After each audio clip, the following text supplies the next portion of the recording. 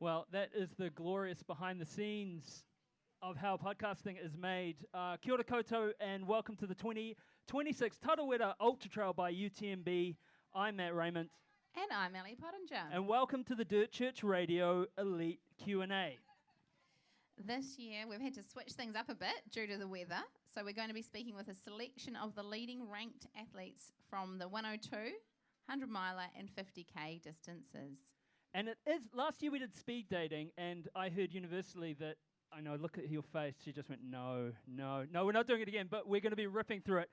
So, look, let's kick this off by welcoming to the stage the returning Tarawera 102 champion, the returning Dirt Church Radio champion. She's won Western States and is the current Ultra Trail de Mont Blanc champion, the one, the only, West Coast's finest, Ruth Croft. Woohoo!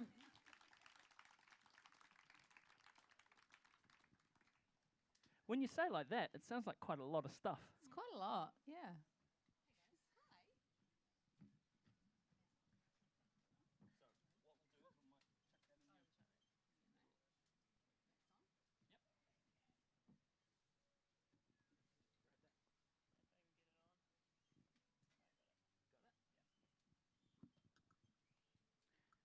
Ruth, you're back here again. Was it the pressure of not letting Dan be the person to have the most Tarawera wins on the trophy? That did not really cross my mind. Now it is, though. Now that you've said it. You weren't like writing on the mirror in the Adidas house and like marker, like little crosses or anything? You were undecided for a while post UTMB what your racing calendar would look like. Why was that? To be honest, I just wanted to get back to New Zealand and then get back into training and see how it was going before I committed to anything. So I was thinking about either the 50 or the 100k, and then ultimately a couple of weeks ago I decided, to do the 100k. What swayed you? I think the competition definitely swayed me, and that was probably the main thing. Not saying that the 50k is not competitive though either. 100%. No, none of these races are non-competitive. It is that thing though, isn't it? It's the what are you most looking forward to about that competition tomorrow? I think last year racing with Caitlin, she gave me a really good race and really pushed me, and so I think ultimately that's what I enjoy about racing, and so I'm hoping tomorrow we'll have something similar between all the top women out there. Has she been riding on the mirror in the Adidas house? Well, are you interviewing her? You can ask her that. No, she wouldn't come.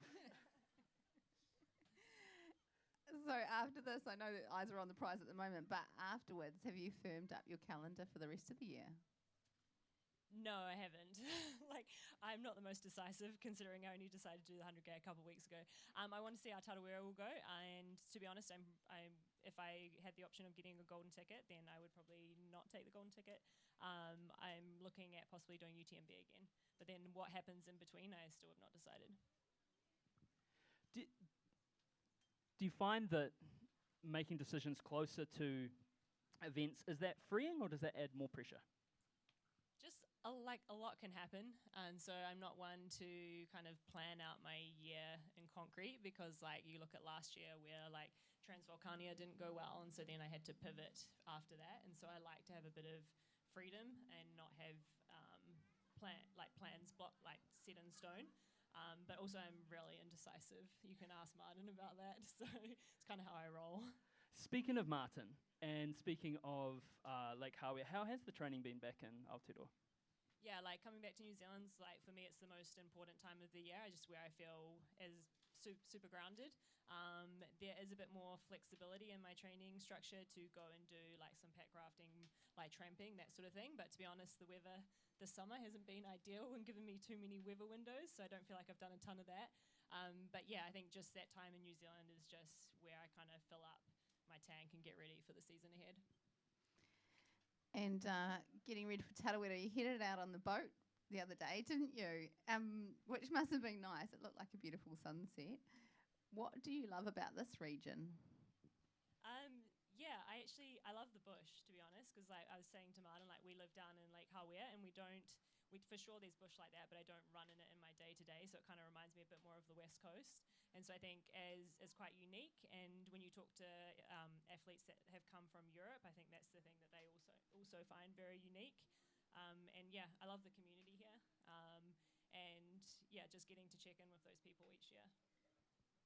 With it being wet, does that, because it's raining, for those Good of you, observation there. well, it's an audio medium, Ruth. People might not realise, but does that change does it change the math? Does it change any strategy? Does it change any techniques or tactics? No, not really. I think if it was cold, it definitely would, but it's not. I think, to me, I kind of prefer the rain and it to be a bit cooler because I don't feel like we've had a lot of hot weather in New Zealand, so I don't feel like I'm that well heat acclimated. So, yeah, I'm preferring the weather conditions for tomorrow. Aside from weather, because that's not going to be a selling point, what would you say to someone from other parts of the world who was considering running Tarawera? What are the best things about this event? So originally it was called the Big Friendly, and I still believe that it should be called the Big Friendly.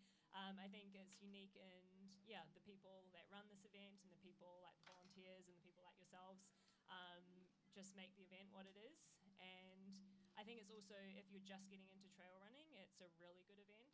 I think there's a lot of options, and it being a somewhat flatter course, I think it's a really achievable first trail race or even ultra if you're looking at doing one.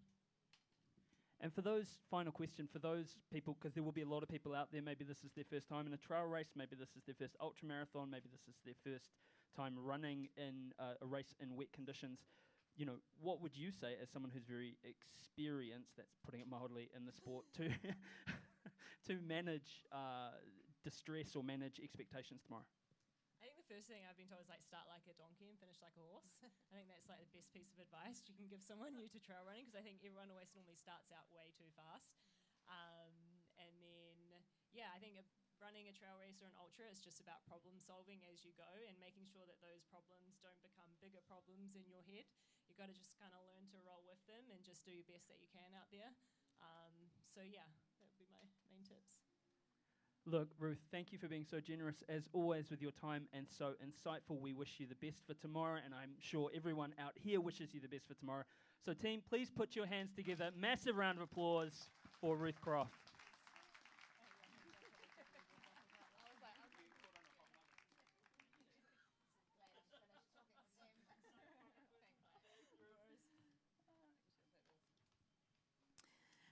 All right, that was the legend, Ruth Croft. Now, another legend. We'd like to welcome to the stage someone whose journey in endurance started with triathlon, coming off 2025 with some incredible results at Ultra Trail Australia, Javelina 100 and Sydney Ultra Marathon. Please welcome to the stage the incredible Beth McKenzie.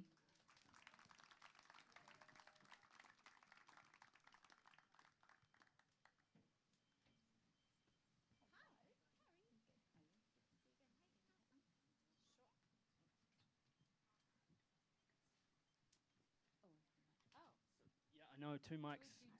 Dueling mics. Okay, cool. You could even clip to your hoodie strap. Yeah. We're on. Perfect. Welcome, Beth. Hey, you've done a heap of racing over the past few years. How's it been to really get your teeth into the ultra marathon distance? Oh, I mean, I didn't do my first 100K until 2024, so I'm 2 full years in now. Does that make sense? No, this would be the third, right? Third year. I kind of feel like I've been here a while now. It's, to me, coming back here, this is my 3rd year at Tarawera, and it feels like home. I just tried to get a bunch of friends to come and join me here because, as Ruth said, it is the big friendly. It's a great place to come and have one of your first ultramarathon experiences, and that's what I love about it. But I don't know. Sinking my teeth. I'll be sinking my teeth into the mud tomorrow probably, so that'll be fun. I hope not. Just feet, Beth, just feet. Well, or my feet at least. Yeah. Hey, I heard rumours that you're planning to dial back the distance a bit. Is that true? And is this your last 3-digit run, or what's the story? Last year I turned 45 last year, and I thought, I'm going to do all my bucket list races this year. I went to France and did the CCC, and I did my first and maybe only 100-miler and a couple 100Ks as well. And I thought, okay, this is my last year. I'm going to check it all off. And then here I am. This is 46 now, and I'm still here, so I don't know. How was the Javelina 100? What was that like, racing in the desert? Racing in the desert for me was great because I do love a runnable course, which is one of the reasons why I love Tarawera so much. And you can definitely run that course. So I really enjoyed being in the desert. I am American, so I've been on those trails before, actually mountain biking and things. So it was nice to come back and do it for a very, very long run, which was great. Wasn't it something like 14 hours? 14 hours and 30 minutes. Yeah, That's 31. That's pretty amazing. Thank you. Did it make you think, though, like, obviously it's a very runnable one, did it make you think, let me give a hillier or mountainous one a crack?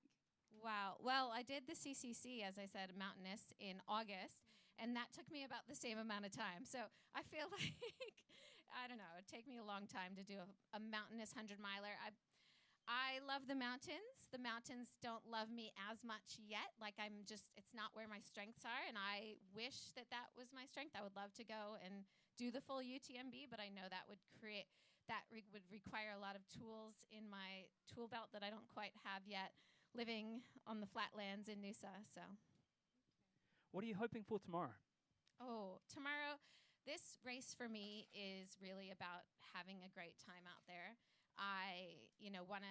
For me, it's me versus me, and being able to be with this amazing star-studded group of women and hopefully uplift the whole field.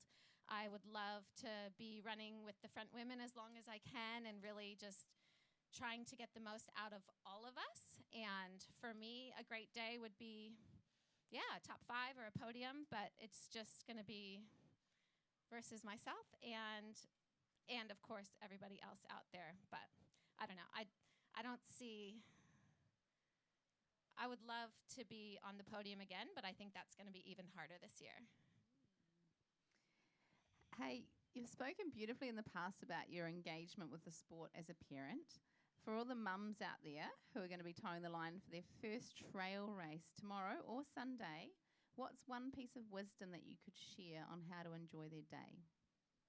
I mean, for the mums, as you know, it's like we pretty much get a catered training day out there where somebody else is responsible for the kids, and you get to do you for about as long as you want. So you can actually take your time a little bit more if you want to max out that childcare. Because once you cross that finish line, it's back on as mom. I'm so fortunate now that my kids are actually old enough to be like very, very helpful on crew. My oldest daughter is probably our best crew member. Don't tell Luke, he's at lunch with them right now. So, but yeah, it's really nice to be able to be out there and do something that's truly for yourself. But then I think, they might complain during the day, but I do think the kids find a little bit of inspiration in it too. Oh, I've seen them out there. They always look like they're having fun supporting you. They take it pretty seriously by the looks. They love it. So, yeah, we didn't want to take them out of school, and they have a lot of dance for themselves this weekend, but they really didn't want to miss it, and I didn't want them to miss it either. So. When are you going to put them in little fishing vests? Because I know Luke wears the... He forgot his fishing vest. Oh, no. I know. He's like, But actually, he forgets what's in all the pockets. I think he just likes the idea of it. So then it's pretty, So no fishing vest this time. But this race runs a bit faster, so that's not as complicated as some of the other ones that we've done recently. So I'm excited. I feel like I know the drill. This is like year 3. I can't wait. Well, Beth, look, we're just maintaining that level of stoke. We're so excited for you tomorrow. Thank you for being, again, so wonderful and insightful with your time and your wisdom to us. Please, everyone, huge round of applause for the incredible Beth McKenzie. Thank you. Thanks, guys.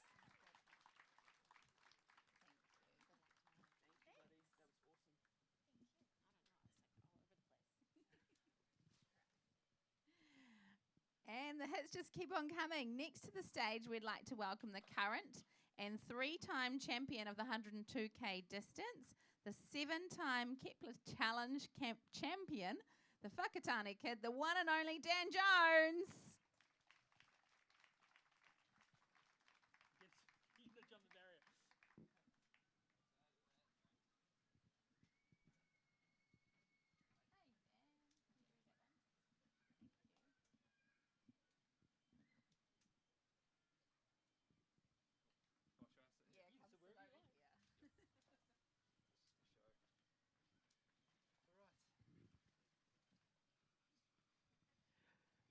So really, was Ruth like pushing you around at the Adidas house, like, I'm going to win more titles than you, or is it why you here? Yeah, that's why I've been hiding away at my sister's house at Lake Okaraka, and yeah, just I've kind of removed myself from the team, unfortunately, just so they can get a bit of quiet from Hudson when he's screaming his little head off. But Michelle's been really good at allowing me to sleep as well. So I've been over there, they've been over there, but most days we've been meeting up to catch up, talk some talk some smack, and we're just going to get into it tomorrow. So you're lining up with an eye on the 4-peat, that's right, isn't it? Does that come with more pressure or less? I don't really take any streaks into account with pressure, so I'm not too worried about that. I mean, the training's been going good. I'm confident in that, and it's going to be like one of the most competitive fields that we've had here at Tarawera, so that's actually like pretty cool. I've been able to try out some different things in training. We're basically just going to use this race to go hard and all just have a good old time out there and see what we can do. Speaking of your training, in your recent newsletters, it's been really incredible. You've been really open about most of your training leading up to Tarawera, posting, your workouts. It's certainly useful for, I think, your average citizen runner. What about that approach is useful to you? Yeah, I guess I'm open because I'm not too worried if people try and copy it, to be fair, and I think a lot of different athletes have that same kind of sentiment.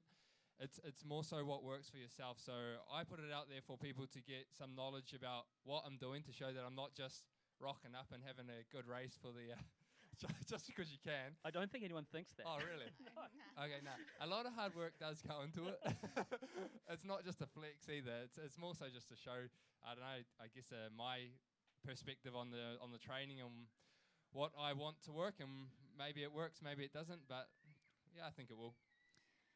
With that, you're a new dad. Talking about Hudson there, kind of waking up in the night and all that sort of stuff. Like, how has that impacted your training and racing?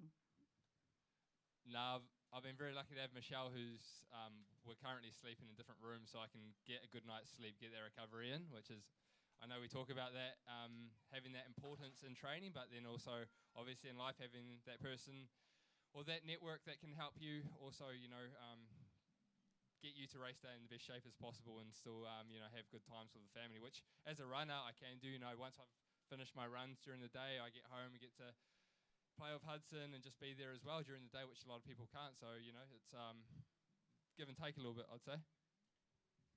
So with, you've got the record for the most Kepler Challenge wins at 7. You had 6 consecutive, and then you were doing some other stuff like Western States, and then you came back this year. So this year, with Western States, if you choose to go back, it'll be fourth? That'll be my fourth. Yep. All right. So what is the thing that keeps you coming back to familiar races? That's not a diss either. I'm genuinely interested. Oh, right. I was just going to say I didn't like change, but I do. I love traveling. I love getting out and I do like exploring new races, but also I like the challenge of trying to better myself. And when you do races that like you're completely new all the time, then you don't get as much of a benchmark to see how you feel in certain races. And I like doing Tarawera because I'm coming back to Kepler, I'm coming back to Tarawera because I love these events. I love the community around these events. They've grown to be like a tradition in the calendar, so it feels special going and coming back and competing well. I know how to race them. Western States I haven't nailed yet, and I know that, and I know there's more for me to give. That's why I put that there as my big goal each year, and I'd love to go there and absolutely smash it and get the win, get a podium, just improve my overall performance, even if it doesn't look like what it says on paper. And I know I've got more to give, so yeah, that's the reason for that. So how do you think you're going to get that? Like, where is the more to give coming from, or what's going into it to make that improvement? I'm hoping that Dad's strength comes through this year. I do hope that as well, but also, yeah, I've been trialling new things in training, and Tarawera is going to be a good race to see what's been working in this build-up, and hopefully I can replicate some things in the build-up to Western States. Obviously, you have to get a lot more specific leading into Western States. We're going to go over to Flagstaff, I think, for the first time leading into Western States this year, where we've got altitude. It's also where Abby Hall, our Adidas teammate, comes from, and she won last year, so that could be helpful. She'll be, a wealth of knowledge and where to train. And what else? Yeah, I mean, it's just you try different things, you keep what works. We're always learning. As we said, I mean, it's been the theme of the engagement this year, obviously. It's wet, it wasn't last year. People are going to be worried about it, how their day will go with the change of the trails. What's some Dan Jones insights and wisdom you can drop to ease people's troubled minds?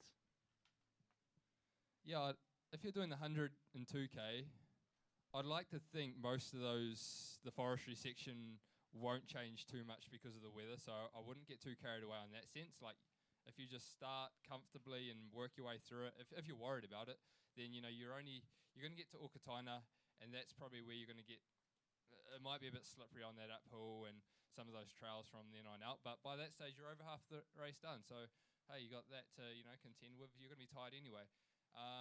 If it's a matter of shoe choice, then I'll just make sure that you're comfortable with what you're in. But yeah, your shoes, I personally have run the race in road shoes before, and I wouldn't do that in this course. Don't make any last minute decisions on what I'm saying right now, but it's up to you.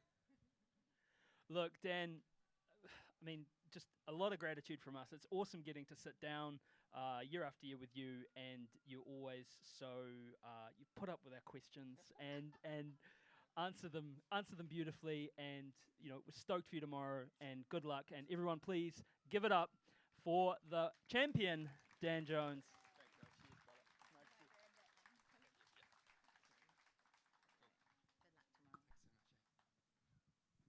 All right.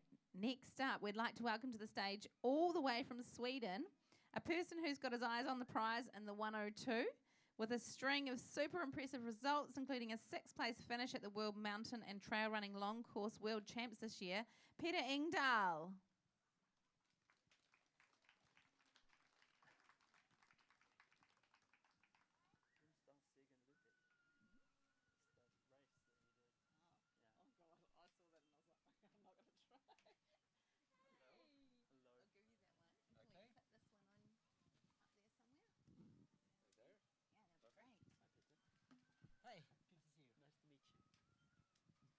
Welcome to Tarawera. How's the build up to the race been for you? Thank you for having me. It's been amazing here, actually. I arrived 3 weeks ago with my teammate Luis, who is racing the 50K. We stayed over by the lake of Hecka, and we have seen quite a lot of the course. And we also went and did the Tarawera Alpine crossing and seen a little bit of the area. And it's been... now I'm very happy I went early. The whole of November, December, January was just running on ice and snow, and so I'm happy to have some dry trails underneath my feet for a few weeks before the race. So I'm really enjoyed it here. What have been the highlights of being in New Zealand so far? Oh, the highlights.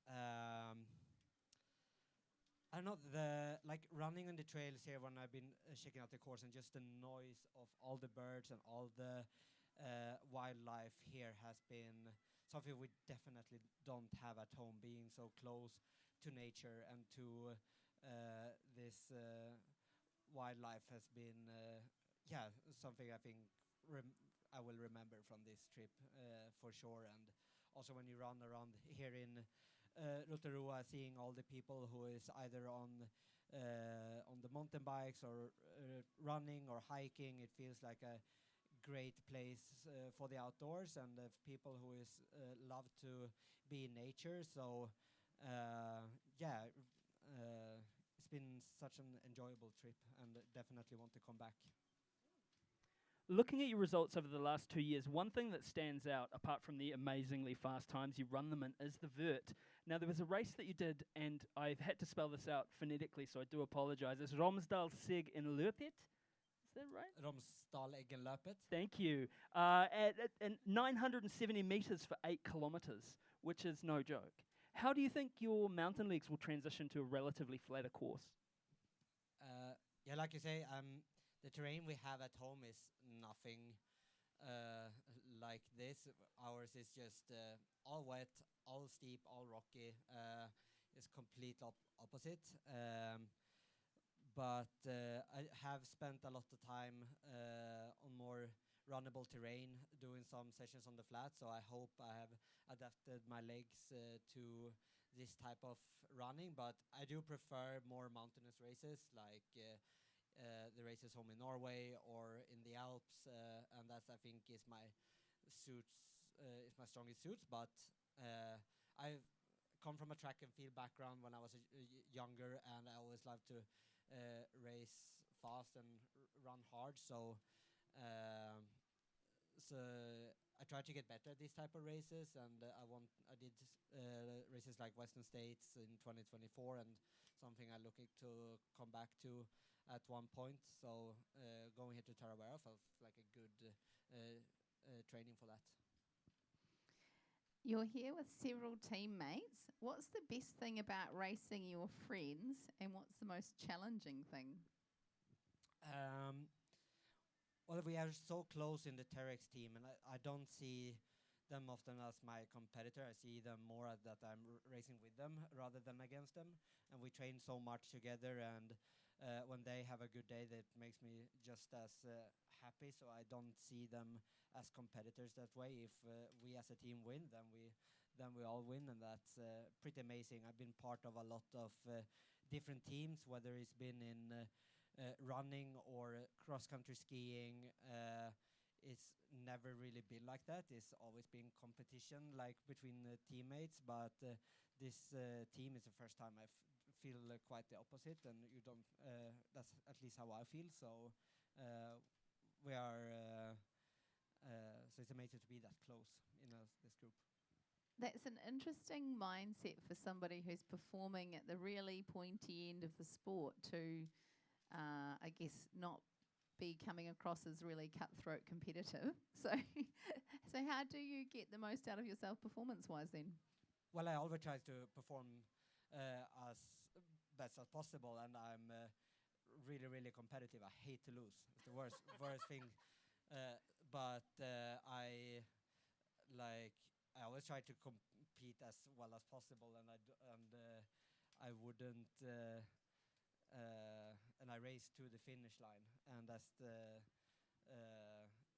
thing. But if it's a teammate or not, that is not important. But I don't see like this competitiveness within the team, and that makes a huge difference. So I think we do travel to a lot of races, and if you think about just racing your friends, it can be for fun, but not in like such a serious manner. Yeah, if you know what I mean. What's one thing that you've learned from all of your racing, all of your running, that you would like to share with people today? Well, it never really gets easier. It only goes faster if you train. And I think after I had like some really, really good performance where it felt easy, maybe, or it never really felt easy, but you push, you're maybe in very, very good shape, and you feel control, and you feel good. But then there's also, it kind of, I kind of expected it, and then maybe it will always be like that if I train really well, but it never really is. I think something that is that you always have to be ready for a fight, and to push hard, and that's racing, and it's also what I love to do. So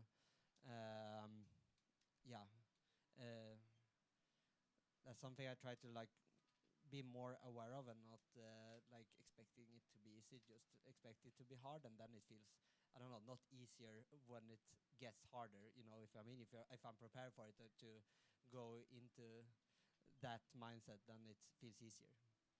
Wonderful. Well, look, thank you so much for being here. Thank you for coming to Aotearoa to run this wonderful event. and we wish you the best of luck for tomorrow. And, you know, like, as you said, you'll always be ready for a fight, so I can't wait to see how that goes. Please, team, give it up for Peter Engdahl. Thank you, Peter. Thank you. I'm from Sweden, but I live in Norway. Great. It was perfect. We did it. All right, that concludes our T102 athletes. So we're going to be talking to now some of the leading lights in the T-miler and T50. And I would like to welcome up a very special guest to the stage. Now, this human being, his racing style has been described by me as having... It's like letting a Roman candle off in your kitchen, or if a gas station boner pill became sentient and strapped on a pair of carbon-plated Pumas. He will win or literally nearly die trying. There is no one quite like him on the racing scene in Aotearoa, or maybe even the world. Please welcome the current Tarawera miler champion, world record-breaking backyard athlete, Otutahi's own Sam Harvey.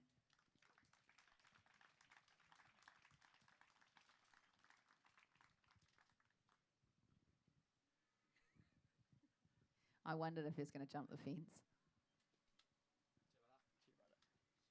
I've got a question for you that's not written down.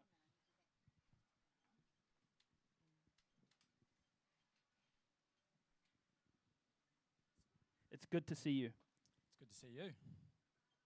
Don't tell me you haven't thought about this, because we've all thought about this. I've thought about this. What would your walkout music be? I gave you a walkout there. What would your walkout music be? You know the little Japanese girl when she's singing Old MacDonald in Japanese? Yes. Nona-chan? Yep. Yeah, Nona-chan. Okay. Just throw everyone off. Yeah? Just keep it. Yeah. Cool. That's a good answer. How's the build from the spectacle? How has the build from the spectacle gone for you? Really good, yeah. I mean, I was pretty injured most of last year, and then I'd get back from injury, and then I'd just go and slam it again in some stupid race. But yeah, I turned around after bigs and spectacle, and then just trained November, December, January, and yeah, I've been running pain-free since November, maybe. And yeah, I'm charging. What have you learned over the last 2 years of the event? And apart from the win, what are you hoping for tomorrow? What have I learned over the last 2 years of the event? I guess that I can do this, that I can not just race long, but race fast for long, so I can tick all the boxes and connect all the dots, which is really nice. What was the other part of the question? What are you hoping for tomorrow apart from the win? I was hoping that me and my boy Blakey could break the course record together, but I'm unsure if these conditions... I mean, there's going to be performance gains because it's not going to be so hot, so we're going to be able to push a bit harder, but there's also going to be loss of traction, so I don't know how much drop-off there's going to be there. So, I mean, a good hard race, as always, and, yeah, not getting beaten by a fast Japanese runner would be good. You could sing them the Japanese Old MacDonald song. Really get inside their head. Hey, you've got such a varied racing. You've got such a varied racing over. I guess you do anything, do everything. What does the year have in store for you? I'm yet to fill the calendar out, but I've got the Miler tomorrow, and then Cocodona 250. I've got my entry. I just really need to sort my flights and such. I'm going to try and pepper the year with a lot more 50s and shorter, faster races that hopefully won't break me too much. Satellite Championship for the backyard in October, and at this stage, I've got my entry paid for UTMB end of August. How hard was that stepping away? I mean, you are someone who, you've proved again and again, you'll go to the well and just throw yourself into the well. How hard was that going to UTMB with the intention of racing and then having to pull the pin that close? It was pretty rough. I mean, I was injured as hell. It was less than a month after Dead Cow Gully that I flew to Europe, and Dead Cow Gully minced me worse than any other event has ever done. And yeah, then I flew out and I was just like, oh yeah, this'll come right. And then I landed in Singapore in transit and then couldn't weight bear on either foot, and I was just like, oh, I'm cooked. And then I got to Europe, and my bags didn't arrive, so it was just like life kept on just stepping on me while I was down. And then I was like, cool, I'm cooked. I had a couple of days sulking in Chamonix, and then I was just like, I can't race on this body, especially if I want to go to the World Championship in October for a backyard. So I pulled the pin on that, and then I just I don't know, I just had to figure things out for a while. You bought a bike and rode around you circumnavigated Mont Blanc anyway? Yeah, I did. I bought a bike and I rode 1,250 k's from Chamonix to Amsterdam, so that filled in a bit of time. I mean, active recovery is useful. So it's great to do your best and to push yourself. And we know ignoring injury can lead to setback and discouragement. How do you support athletes that you coach or who reach out to you who may not be elite in terms of working through this stuff? As far as they're injured when they come to me, or they get injured along the path? Either or both. Yeah, I mean, I think we all need a reality check sometimes, and sometimes it's just, someone else's perspective looking in.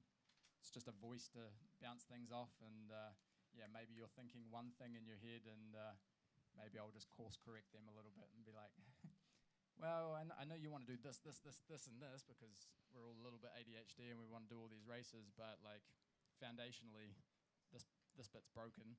How about we just pull back off those, get the system 100% and go into these things flying rather than being injured going into all of these events. So yeah, sometimes trying to pull them down, pull them back, but I mean, you're a coach and you can lead a horse to water, but you can't make it drink. Likewise with an athlete, you can show them what is reasonable, and they're still going to push anyway. I got so many A-type personalities that they'll say, what's the advice? I'm like, this is the advice. And they're like, cool, I'm going to do this anyway. Yeah, it's a tough one. Thinking about that, do you have that voice for you? Who helps guide you? I think I'm maybe growing up a little bit that I can make those decisions myself more than I have in the past. And I think at least just flogging myself to death last year, I kind of don't want to have a big old injury year again if I can help it. So I'm making more informed decisions.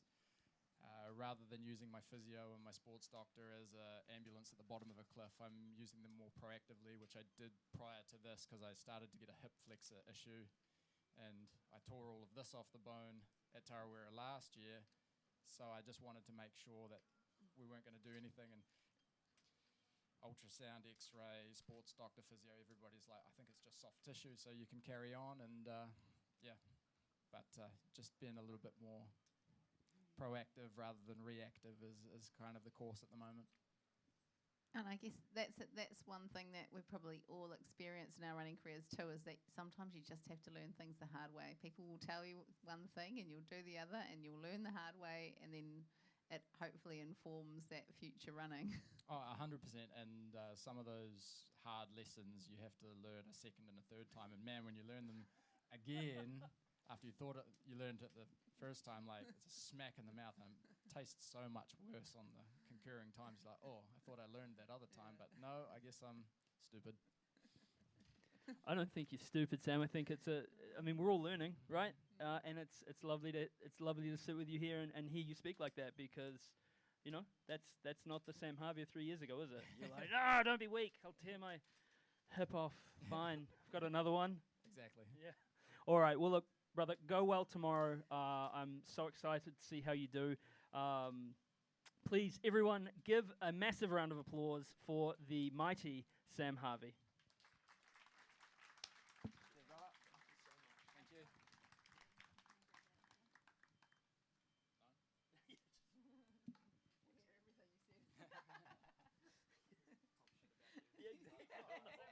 Those guys.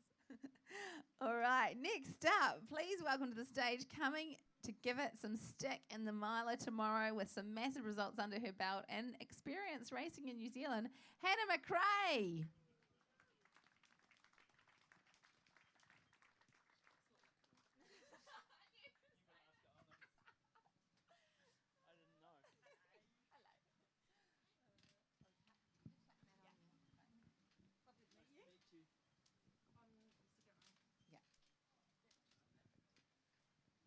Hannah, which pays more, your day job or your impersonation of Chloe Swarbrick on the side?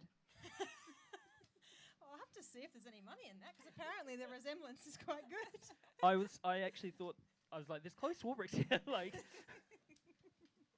I mean, I'll take it. Very impressive person to be compared to. there could be worse. Yeah, there could be worse political figures to be compared to, I guess. You ran the miler here in 2023 and 2018. What are your hopes for 2026? Ooh, I would like to channel 2018 feelings, because even though it's like known as the horrendous mud year, I reckon that's some of the best feelings I've ever had in a race. It was my inaugural miler, so I won't get the ignorance is bliss feeling back of like just sailing along being like, this feels great in the early, like totally ignorant of like the feelings that are to come in the later stages. But yeah, I had a great time that year. It sort of started my love of Tarawera and this race, and so I would like to channel those feelings again. Thinking about that, you know, like you're alluding to that first miler experience and how, I mean, I would imagine it would probably feel quite daunting, although you sound like you were pretty stoked and not daunted. For those people in the audience who are doing their longest distance or something that feels daunting, what advice would you give them?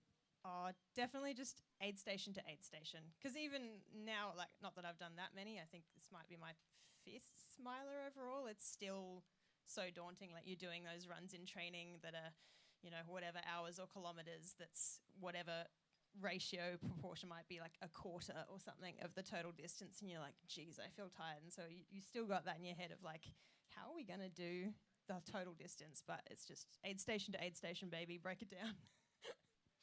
I reckon. How awesome is your mum?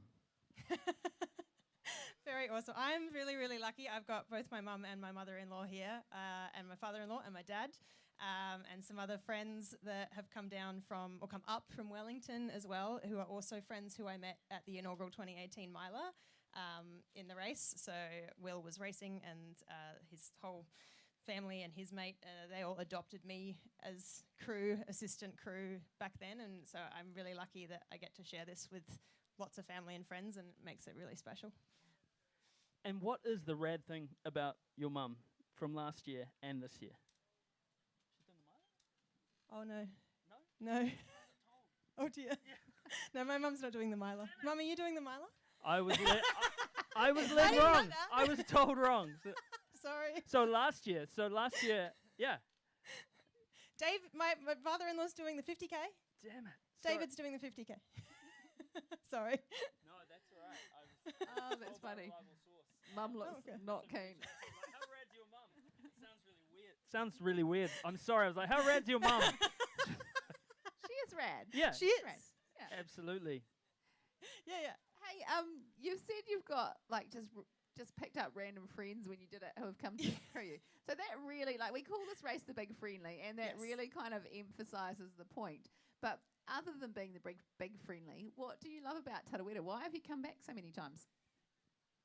I think a lot of it you can loop back to being the big friend. Like, it's just got such positive attitude at all the aid stations, the whole event weekend. Like, everyone's just, there's just so much positivity here. And then, like, I have, I guess, evolved over the years to probably enjoy more mountainous stuff than this. So the training block's been definitely like going back to a lot more runnable stuff. Ironically, I've had more stacks in this training block than I ever had doing the steeper stuff. Don't know how that works, but yeah, I love the positive, like just the positivity around it. Everyone's at the aid stations is happy. Everyone running is excited and keen to be there, which is the case at a lot of races. But I don't know. There's something different that I can't quite explain or put my finger on about the positivity and the friendliness here. Lining up for 100 miles can probably feel quite daunting, and for those people in the audience who are doing their longest distance or something that feels daunting, what is that final? You said aid station to aid station, but even getting to the start line can be really hard. What gets you to the start line? I think, what gets you to the start line of something daunting? I guess just a want to go and have a big adventure, really. I think you've got to be in the mindset to want to do want to put yourself in the unknown position, because you don't know what's going to happen out there over the course of the day. So, yeah, I guess that's the advice, is to embrace the uncertainty. We're all trying to predict the weather and the mud, and I think just embrace the uncertainty. There will be lots of it. All right, well, thank you so much. Please give it up, massive round of applause, and go well tomorrow for Hannah Thank you so McRae. much.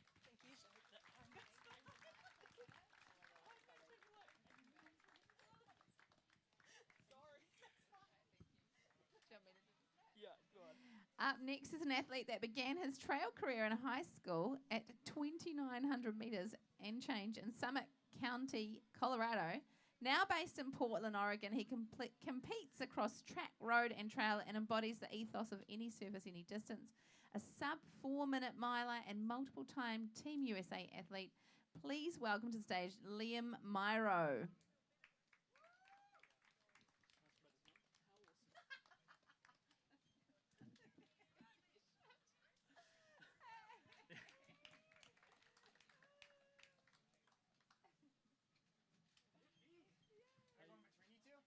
Yeah. Exciting. Do I just hold this? You can. Oh, stick it on your Hi. lapel. Matt, nice to meet you. Wow. Stick it on your lapel and then you can jam that one.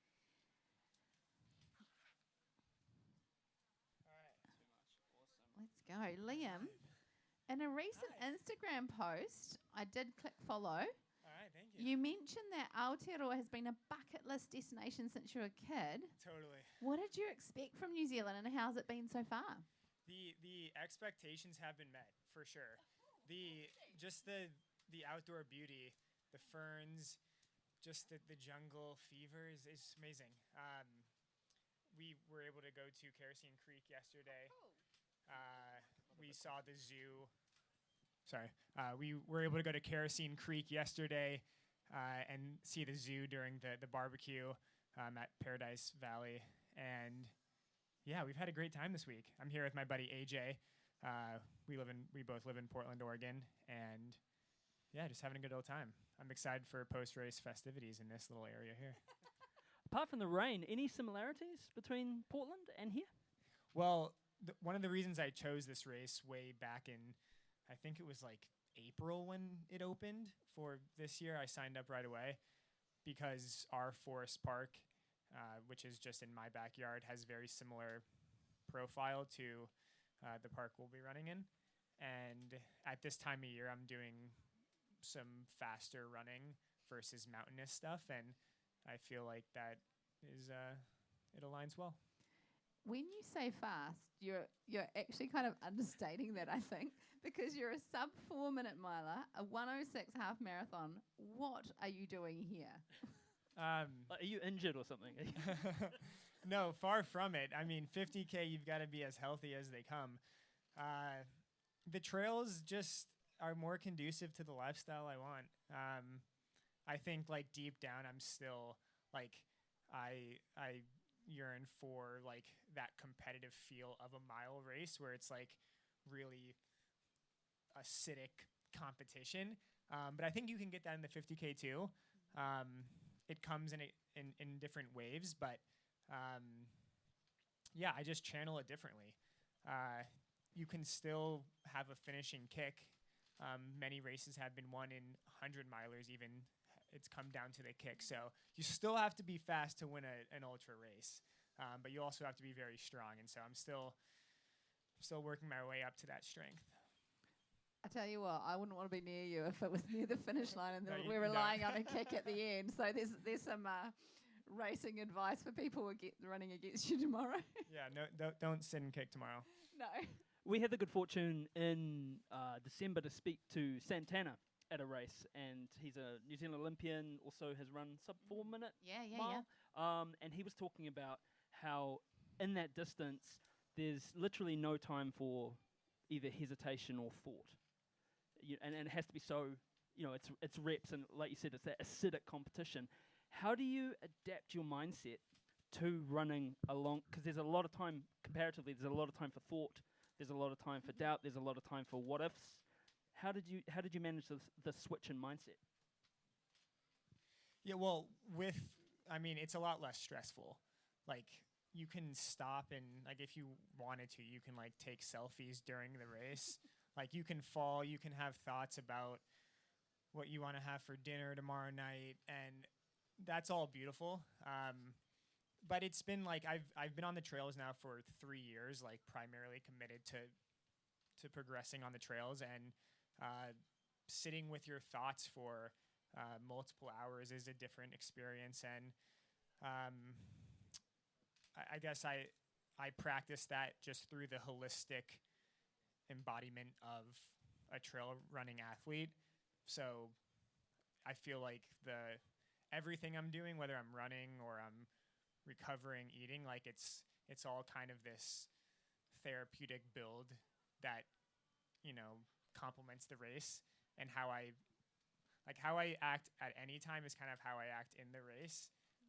I don't feel like I have to like turn on this like super gamer mindset. It's just like I'm gonna be myself, and I'm gonna be fierce, but I'm also gonna be goofy. And I feel like trail has that perfect intersection. I don't know if that answered your question, man. No, it does. And speaking of goofy, you said you love skating. Who's your favorite skater?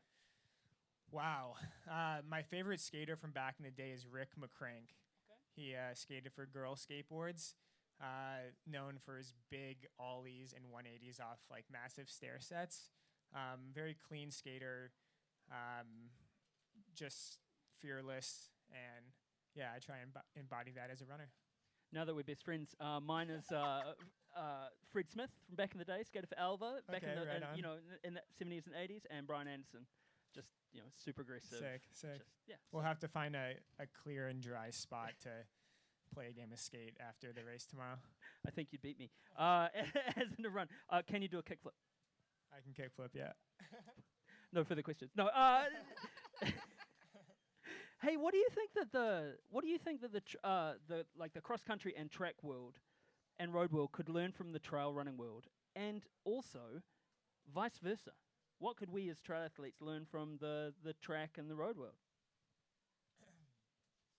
These are like all of the pressing questions right now. Like we could talk about your this splits is going to if be you on want. This is going to be on Let's Run for sure. So everyone talks about the culture in trail, and I think that culture really varies depending on like what your background is and what you're looking for. And I think it's like the culture that you enjoy most is just like where your friends are at. And so when I first joined the trail culture, it wasn't like, oh my God, the trail culture is so sweet, because I didn't know anybody. Mm-hmm. But now that I know a lot of people and also know a lot of people in the track world, I do like vote for the trail culture. So round of applause for that. Oh, come on, you can do better than that. Round of applause for the trail culture. So what can they learn, track runners? Like just to chill out a little bit. Like, I got burnt out running track, whether that's from the culture or just like the black and white nature of like just the mundane routine of times, and like just the comparison model. And trail it's just more abstract. However, I think on the flip side of that, what we can learn from track is to like, I think we almost compare trail running to track too much, and we start like encompassing that time aspect. And there's a lot of talk about the course records and just like the times over the years. And whenever I hear that, I'm like, let's leave that to the track. Like they have a fixed 400-meter oval, whereas we just have nature. And like we're not comparing like the world we have to 10,000 years ago or millions of years ago when dinosaurs roamed. So let's just like, that was pretty meta, but we're here for it. Yeah, let's just like keep it competition only, and yeah, just be thankful for the grounds we get to run in. Perfect. Hey, look, finally, you said that 50K is a daunting distance, and someone who's lining up tomorrow, looking at the clouds, having some nervous thoughts, what do you have some sage counsel? What's some sage counsel for the people out there? Oh, for the weather? Anything. I like to say to just be in the moment as much as possible. Like there's no thinking about the aid station 10 miles up just doesn't do you any good. Just enjoy the moment. You never know when it's going to be taken away. So simple and sound advice that I'll be living by tomorrow. Just one foot in front of the other. All right, everyone, lining up the 50K tomorrow. What a legend. Please give a huge round of applause for Liam Myro. Thank you all.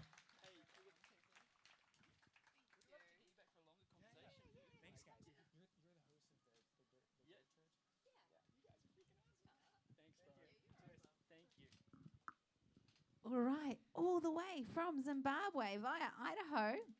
And now at the Village Green in Rotorua, please welcome to the stage the force of nature, that's Emily Hawgood.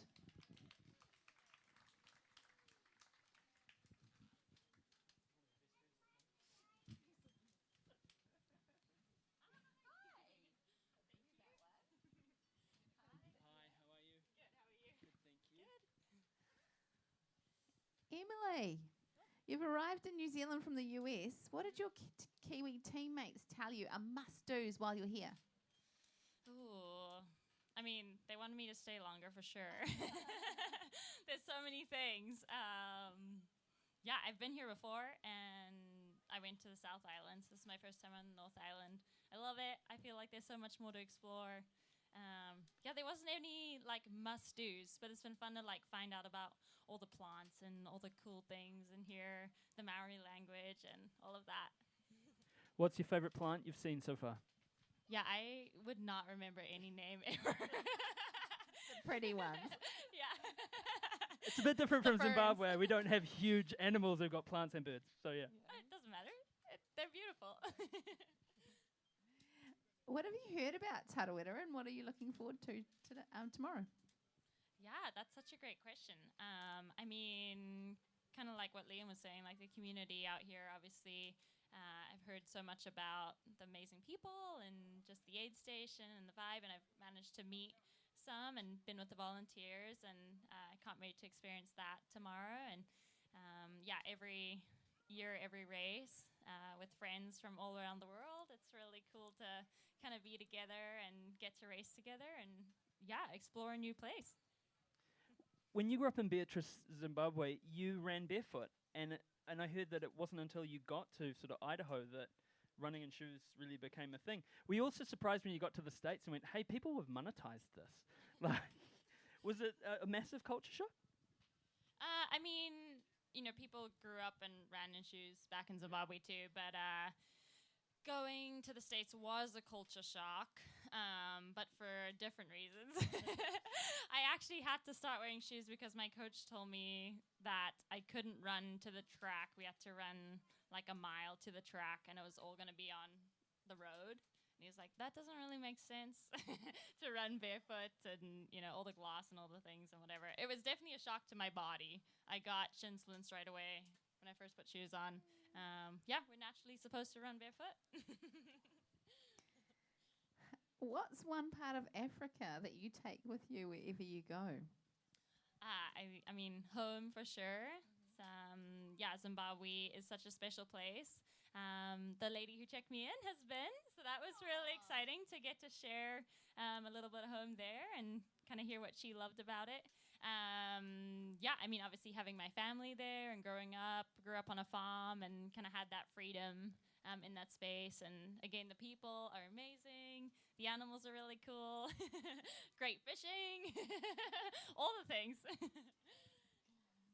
Real outdoors girl, hey? Is that what led you into trail running? Yeah, I mean, I ran with my mom on the farm from when we were really little. She would run ahead of me, and I'd be playing with the dogs and stuff in the puddles and all the stuff, and then she'd come back and get me. Now she always jokes because I turn around and come back and get her. And excuse my ignorance, but like, there's a lot of wild animals in Zimbabwe. Did you have to worry about lions or cheetahs or anything like that? No, I mean, we did have one like 3 years ago that came. It would have come on the farm, but we have an electric fence like around the land, and so it was on the outside of it. But generally, they're further away, like away from people. It's crazy. Just one lion. What are you most looking forward to about tomorrow? Oh, I'm really excited to see the course. I haven't seen too much. Like, I've been around Blue Lake and seen the last 15K, so I'm really stoked to get in there, get on the trails. Get to race hard. Do you have any time goals for tomorrow? Sub 4 would be awesome. It's a strong course, and seeing other athletes, what they've raced out here. So kind of a nice goal to have. We'll see with the conditions and everything. And I hopped on the trail today, and there's a little bit of mud. And it's so nice about trail running. That's what Liam was saying, was that it's so different. Every year, every day is so different. So that makes it really fun. Like, time goals are great, but there's also some flexibility. Well, look, Emily, thank you so much for joining us today, and for the day before your race. We appreciate that you got to rest up, and good luck for tomorrow. We're so stoked that you're here, and please, everyone, give a huge round of applause for Emily Horgood. Thanks for having me. Thanks for coming on. Thank you so much. Thank you. All right, team. Well, that's us for another year. We're going to be leading straight into the Women in Trail Q&A. So you're doing double duty. But please, team, give it up for our amazing guests today: Ruth Croft, Daniel Jones, Beth McKenzie, Peter Engdahl, Sam Harvey, Hannah McRae, Liam Myro, and Emily Horgood.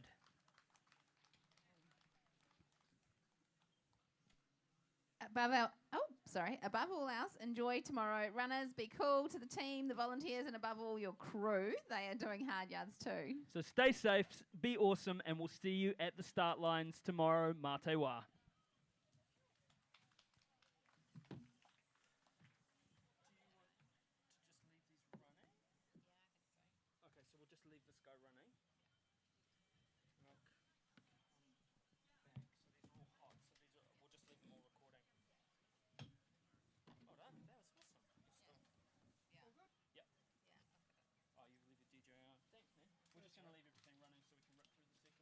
Oh, you're just going to record that? Ellie is, yeah. Yep.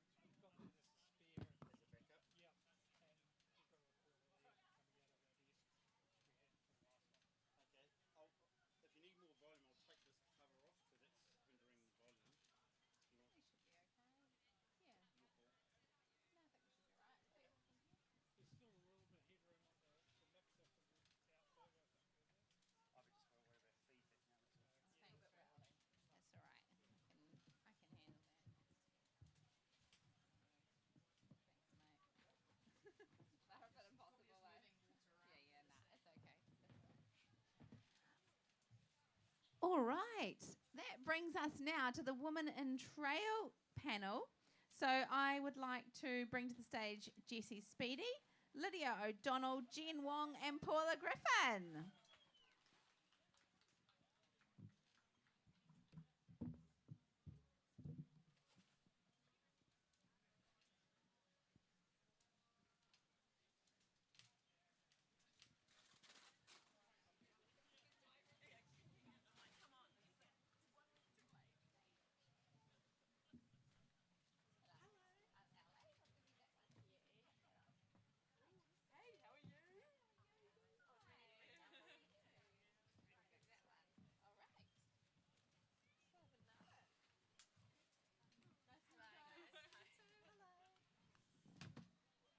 Now we'll just share that mic around us and we'll take turns. I think I've got Jessie first. So if you're going to... Oh, got a wet chair to sit on.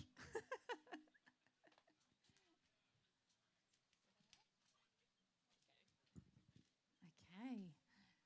Thanks everyone for coming. All right, we're going to go through our panel one at a time. So I'm going to introduce to you Jessie Speedy. Jessie, do you want to give everyone a wave? Jessie is an exciting elite young trail runner from Mount Maunganui who has registered impressive wins at Tarawera and UTA last year. She's stepped back this weekend to prioritise recovery, but she's got her sights on some big goals in 2026. Is that right, Jessie? Correct.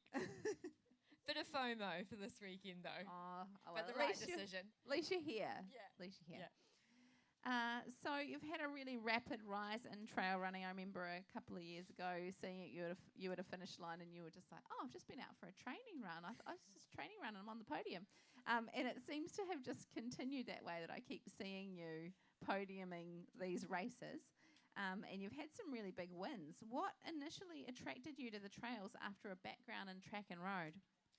I think I've just always liked the hills, to be honest, and I'm actually like secretly not that competitive. So like, I think I like getting out there and having fun. I think, yeah, I've grown to be more competitive and enjoy that aspect of it. But I actually just enjoy the trails, whereas I think with track and road, I always felt like I really loved the training, like I love training, but I didn't quite maybe enjoy the racing environment as much.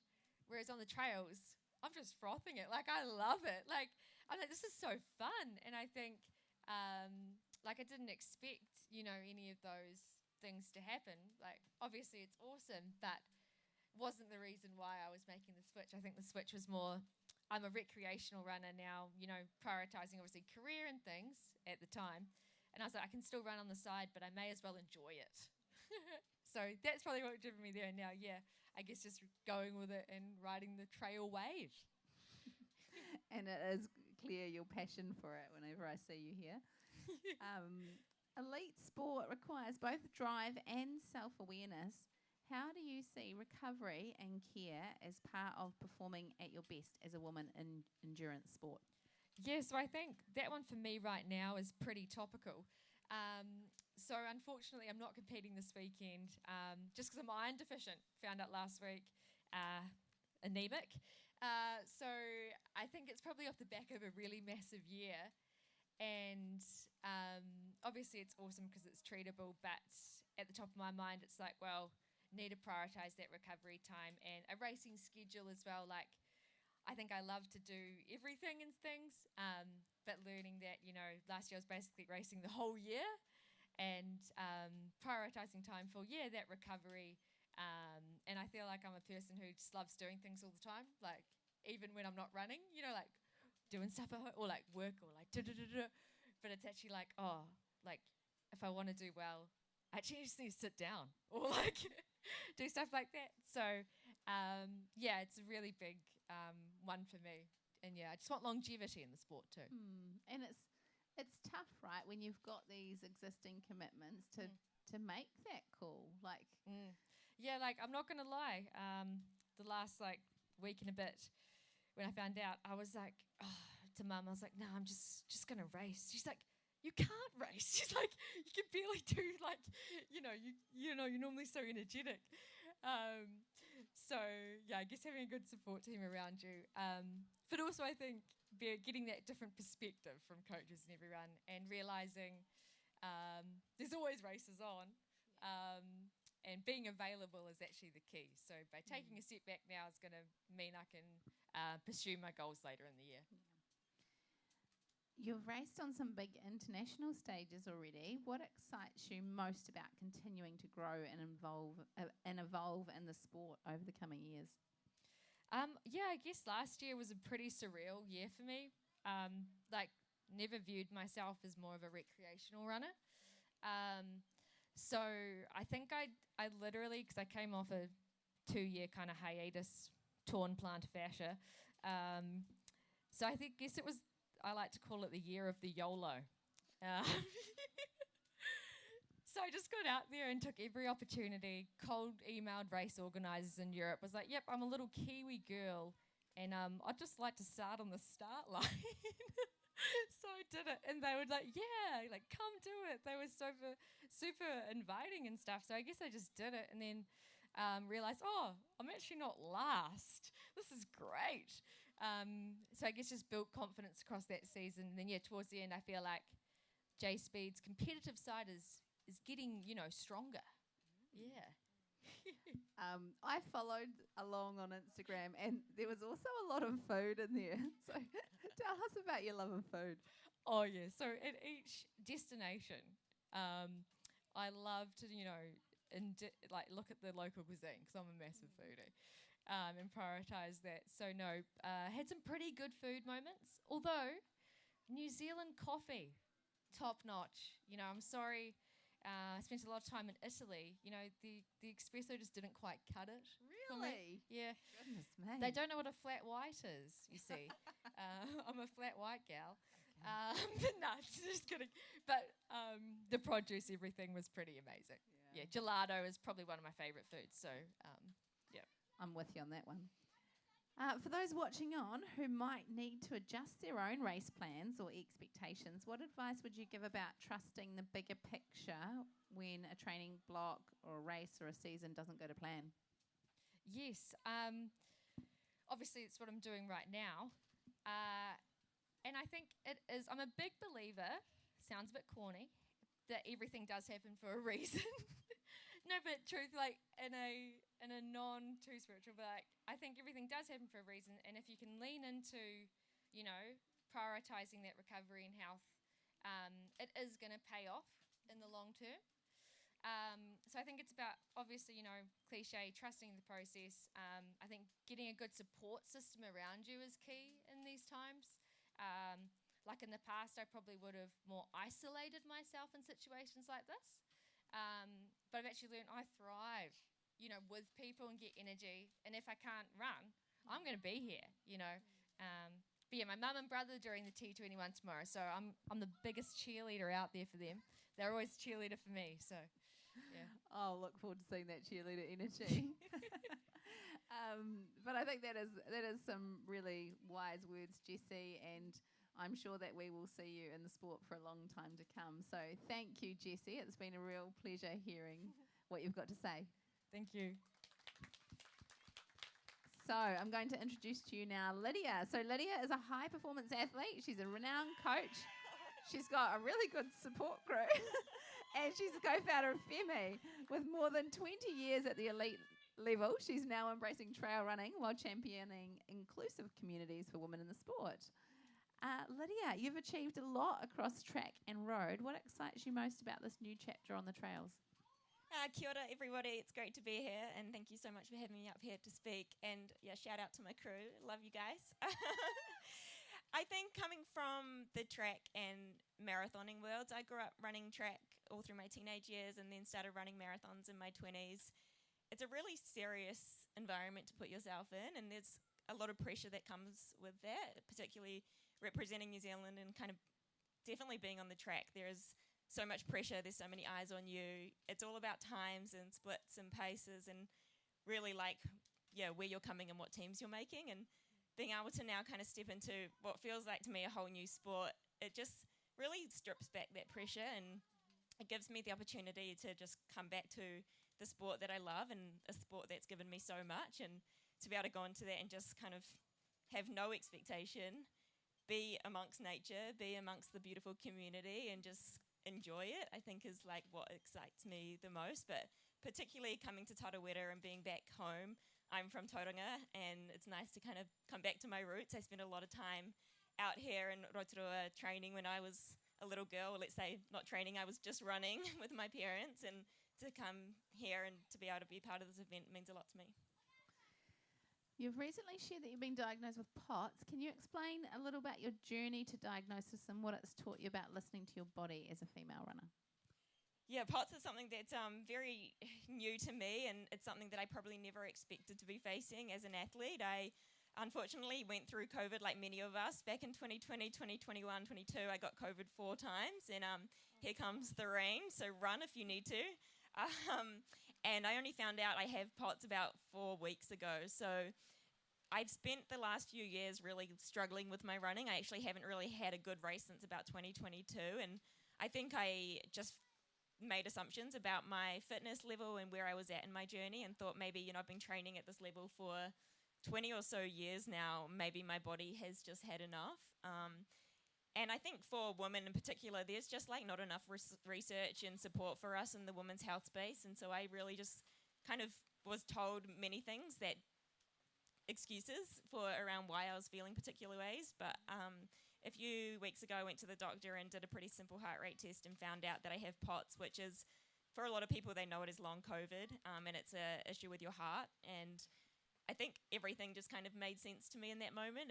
I really realised that I'd been beating myself up for many years and kind of making excuses for why I felt particular ways, and a lot of that was work and overtraining and not fueling enough. But now I kind of know that it did come down to POTS. Yeah, I'm trying to be a bit easier on myself, and although there's not like a specific medication that you can take to recover, there is definitely a mindset shift for me. So again, going into this race is really exciting because I know why I have felt particular ways over the last few years, and I can kind of take all that pressure from all the other races that I've felt and loss of confidence and rewrite that message this weekend. So yeah, it's I mean, I think we all go through challenges, and as Jessie is right now, and whether it's a health or an injury issue, it just takes time, and you just have to work through it. And like Jessie said, everything happens for a reason.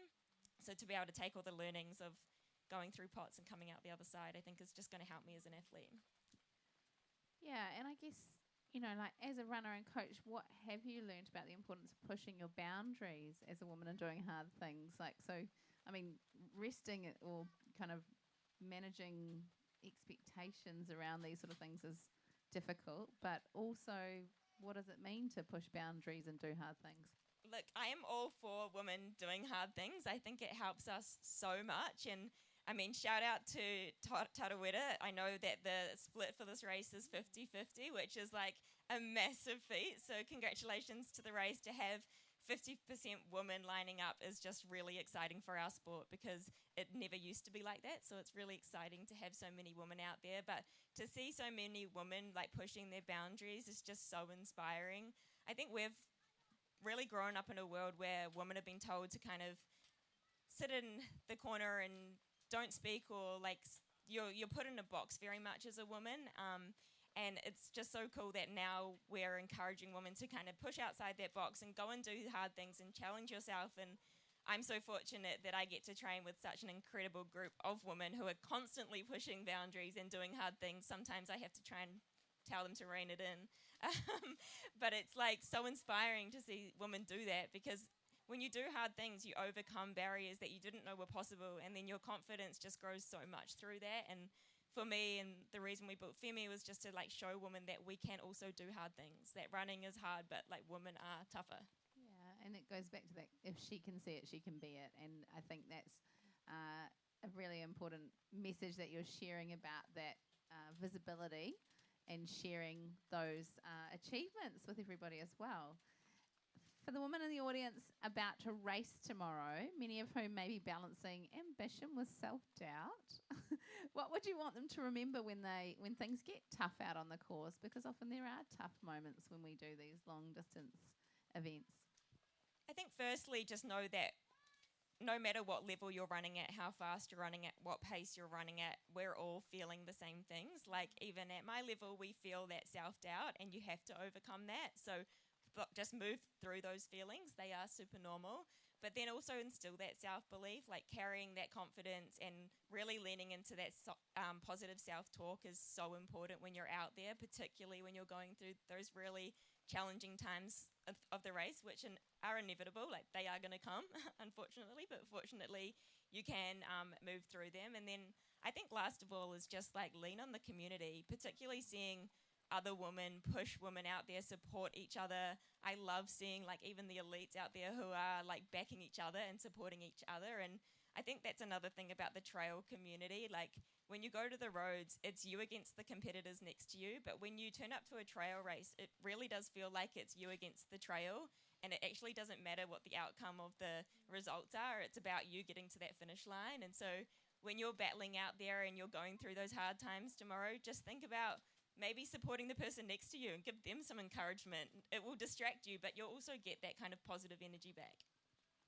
Oh, lots of positive energy there. Thank you, Lydia. Now we've come to Jen Wong, and Jen is an Auckland-based runner and a mum of two whose journey into trail running began as a way to reclaim her health and well-being.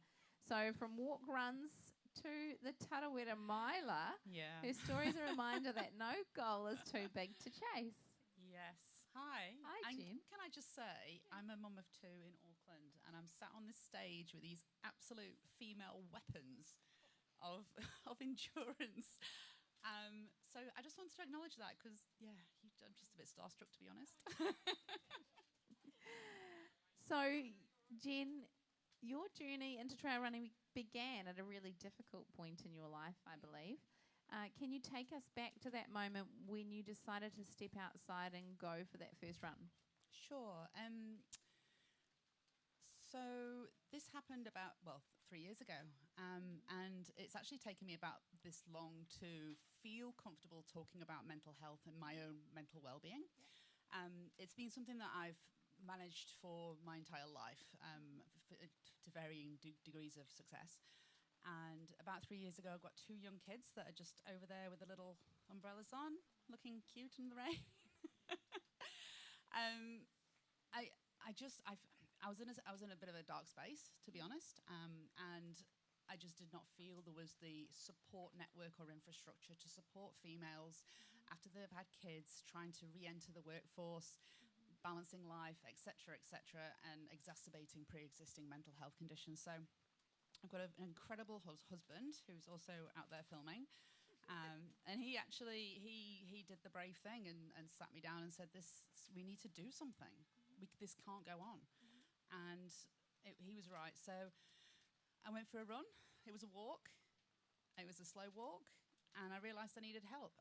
But I knew that exercise was my medication. It was the way that I could get myself well again. So it's been a 3-year journey. I walked and then I ran 5Ks, and that was just the best feeling ever to finish a 5K run. And moved on to running a half marathon later in the year, and the following year I ran a marathon. The year after that I did the 50K, and then I'm like, why not just go for the miler? Just why not? And now I'm sat here.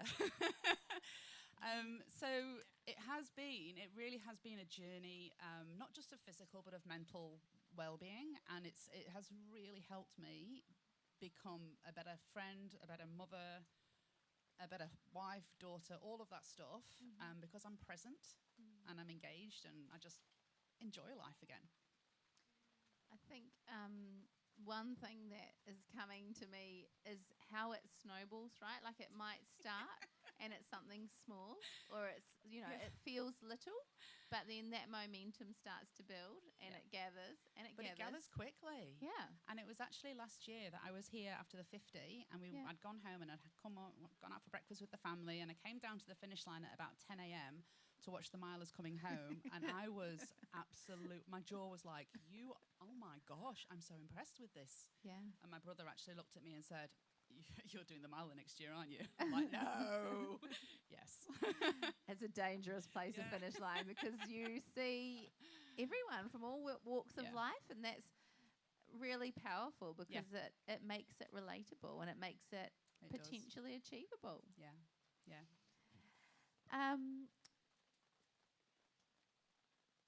You've spoken about running becoming a foundation for your well-being. How has that shift shaped not just your training but the way that you show up for yourself?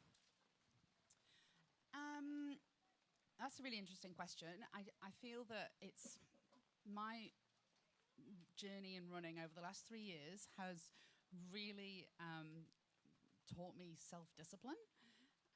So whereas I guess before I was a little bit more fly by the seat of your pants with 2 young kids and a full-time job, and then trying to fit in, okay, so you need to go and run for like 60 kilometers this weekend on Saturday, and then you also need to get up and go and do that overnight, and then you need to get up in the morning and do it again. And I'm like, how does this happen? How do people sustain this?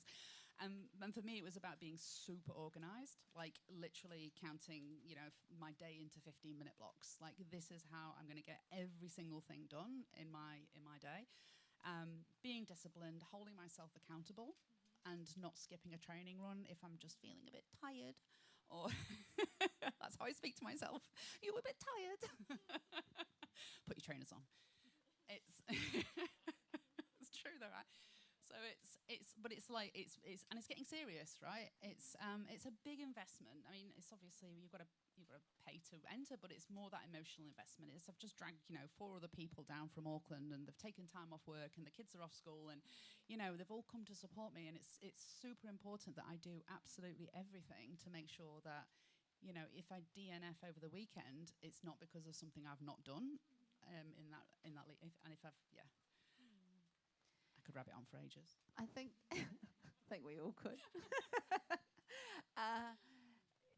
One thing that, like when you're talking about it, it's making me feel stressed out, to be honest, going like, 2 young kids, a job, training. And it's really hard as a mum to prioritise yourself. So how do you prioritise yourself amongst all of that and your training? Like, what's the balance like? Like, to be an ultra runner. I think it's going back to being organised and setting those really specific times in the day when I do things. And often if I can't fit everything into my day, it's the morning that I will be getting up earlier and earlier. And I try to really I'm not a morning person either, so this is a big challenge for me. But I do need to make sure that I'm not having, 3 or 4 3:30, 4 a.m. starts in a row, because then I just, I can't function sometimes. But it's just being organised, and it's managing everyone's expectations. It's not letting what I call scope creep happen in the different elements of my life. So I'll, with work, I work in the city. I have flexibility to work from home, but I will work from this hour to this hour. And that's their expectation of me, and that's what I do. And so what are you telling yourself when you're making it a priority? Because it is hard to make it a priority. It's really straightforward. If I don't make it a priority, I'm not going to be in a mental space to make anything a priority. Like, I have to look after this first, and that takes priority. I can't be a good mum to those guys. I can't do my job if I'm not in the right headspace. So it has to be top of the pile or somewhere close to. And now we can see them. Your kids have watched this journey unfold. What do you hope that they'll learn from seeing you commit to something challenging and meaningful? God, that's going to make me cry. Challenging and meaningful. Oh, they make me cry all the time. They're adorable. I actually asked them in the car on the way down. I was like, what do you think about Mummy's running? And Kira, my youngest, who's 5, said, just keep going. And which is like, you couldn't put it, I want it on a t-shirt. Like, I couldn't put it better myself. You do, you just keep going. Lachlan has found out that I really enjoy listening to, I don't, because he's wrecked my Spotify. So mid 50K run, I'll have like some kind of Phineas and Ferb type music popping up in my earphones. But I think, sorry, just to answer your question, both kids have been super engaged in this process. They've seen me, come into the house at 6 a.m. as they're getting up, and like, where have you been? I've been out for a run. Or they see me leave as they're going to bed. So it's just now it's part of our life. It's just normal. Like, and I just hope that they can take that work ethic and that discipline into adulthood, and kind of think if mum could do it, then, you know, I can. That's beautiful. Thank you, Jen. And now from one mum to another, we've got Paula Griffin, who is a former Silver Fern and MMA athlete turned trail runner. This is quite the eclectic mix there, Paula.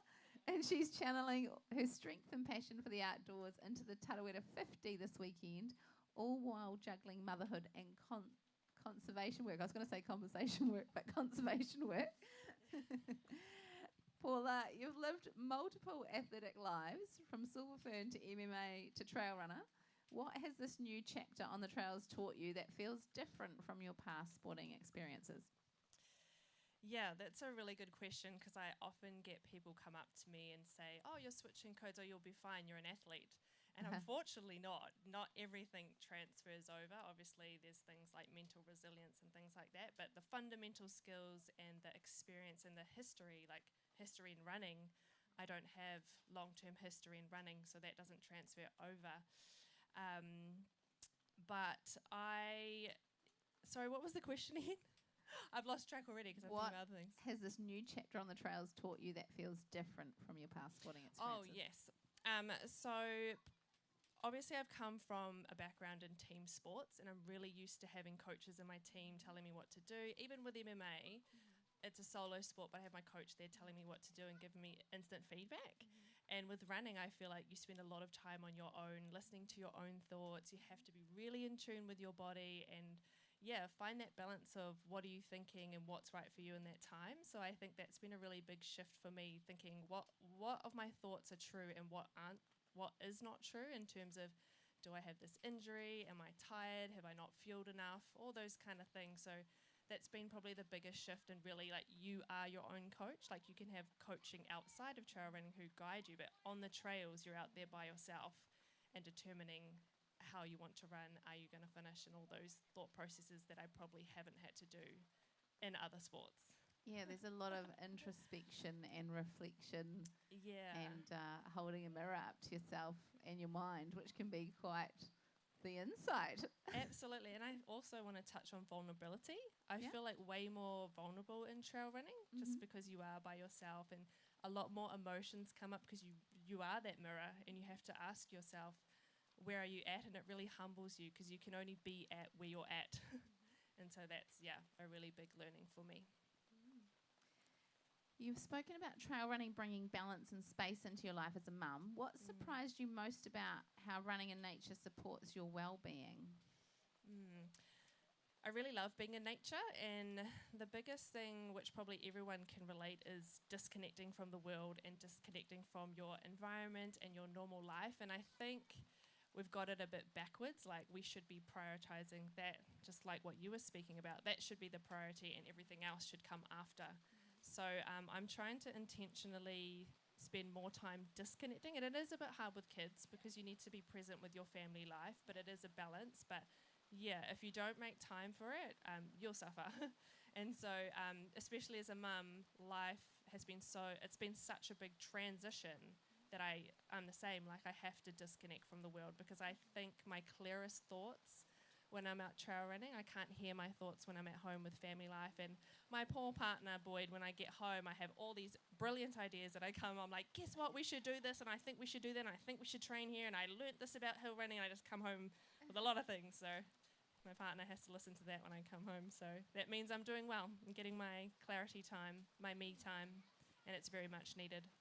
Yeah, and passion time too, right? Yeah. Like, I think that's something that can often go as a mum, like, because you're busy, but finding that space for passion is really important. Yeah, and that sense of purpose and achievement. I think you really need that as a mum, especially a new mum. It's such a big transition. I just can't stress enough how big motherhood, even for the fathers as well, the same transition of the new life, the new normal, and finding what that is for you.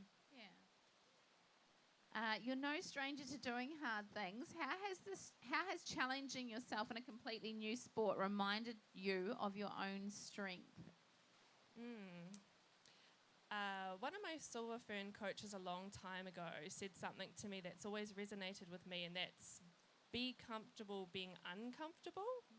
And that's something that's really stuck with me because I actually quite fearful of not growing. So if I'm staying the same, I'm not growing. So that's actually what drives me. If I put myself in an uncomfortable space, I know that I'm pushing myself to grow. And so I really pride myself on that. And yeah, if it scares me and I doubt myself, I know I need to jump right that way. And I think some of the speakers spoke about it before. You only have one life, and I won't be able to do this forever. So I might as well try now. Like, fear is just a thought. It's not real. And the body is amazing. You can do a million things, and just giving birth and having children just shows exactly that. So running for me is, I never feared trail running. I actually didn't know what trail running was until 4 years ago. So I just love challenges. So it just feels good. It's empowering, and yeah, I chase challenges. And the challenge that you're lining up for this weekend, the T50, what does this race represent for you, and what are you excited to discover out there? Yeah, I think for me it represents my journey and what I've done to this point, because a lot of the times people don't see what you do behind closed doors, not just the training, your family life, the juggling, the setbacks, the injuries, the doubts, all that kind of stuff. Just getting out there to the start line is the biggest achievement. If you finish, that's great. And just learning about yourself and being amongst nature. I haven't done this course before, so I like running in new places. But New Zealand's beautiful. It's got so many beautiful trails. So just to be out here, to be healthy and well, and to be able to run, that's it for me. Oh, I think that's a great message to wrap things up on, to be honest. So it's been an absolute pleasure hosting the Women in Trail panel today. I want to give a big round of applause to all of our amazing wahine that have joined us here.